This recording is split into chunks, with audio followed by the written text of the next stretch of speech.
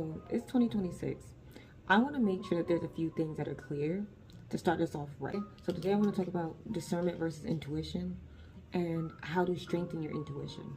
So intuition actually comes first before discernment, and I'm going to explain why. So intuition, and I got my notes here if you see me looking down, so because you already know I need structure, I need to be able to not be random. Okay, so intuition is immediate and it's instinctual. Okay, it is based on personal experiences, patterns, and patterns relating to emotional insight.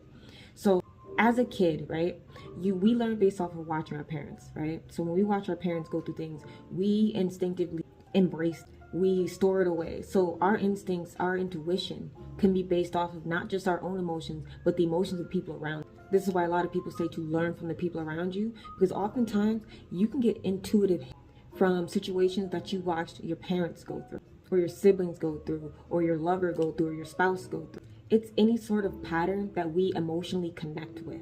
So it could be good, it could be bad, but you'll get an instinctual hit off your intuition based off of these patterns. Another thing about intuition is it's often and commonly known to be non-logical in that moment. So you can get an intuitive hit on something that doesn't make sense in that moment, and more than likely it's because you're subconsciously picking up on micro things going on around you that your brain is not consciously aware of, whether it's the tone of someone's voice, whether it's their emotional presence, whether it's their body language, or certain signs that signal dishonesty, like constantly twitching, constantly looking down at their feet, things of that nature.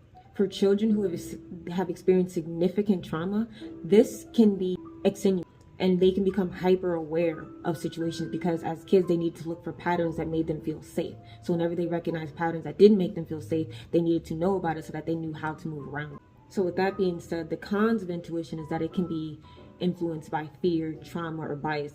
Now discernment, on the other hand, is a slower process. Discernment is an evaluation of the original understanding, reflection, and a testing of this knowledge against principles. Discernment can often be cultivated through practices, experience, and spiritual guidance.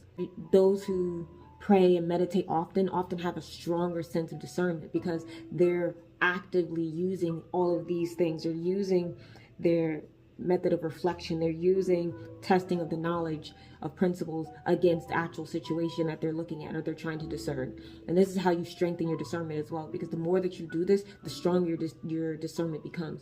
But intuition can also be strengthened as well, so that it's not so much an instinct and more of a reliable source of information. And this will also strengthen your ability to discern as well, because if you're aware of what it is that you're triggered by, you can lessen the chance of your intuition being triggered by specific circumstances when you acknowledge this. So for example, let's say that you are somebody who likes your privacy and you don't like areas that are wide open or community oriented or tight knit because it makes you feel uneasy. Because let's say you're somebody who has dealt with a lot of harassment in your life, right? So you don't like close-knit communities because close-knit communities equals gossip, equals slander, equals too much of a community interference for your personal life. Then if you know this already, when you go into community settings, if you feel your intuition starting to kick in, you could possibly write this off as a bias. You just know that you're somebody who does not like those particular situations. So you're automatically going to feel like you're in danger because your subconscious mind is triggering you into thinking that you're in danger because of the situation that you've been in. When we learn how to strengthen our intuition, we're essentially making it more accurate and less likely that when we do get a hit, all we need to do now is discern where the issue lies, and less about whether it's our biases or our trauma or our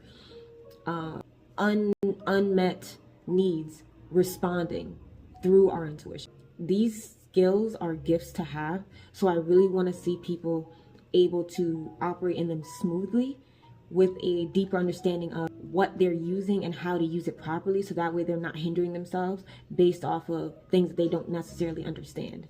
And then that way, when you're moving according to what it is that you do understand, you can be more confident because now you know for a fact and you trust yourself more, so you're able to do things at a quicker, maturing that ability to move with autonomous perspective.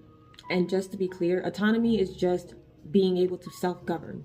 It's being able to trust in your decision-making process and being able to trust in your capabilities without needing to rely on another person.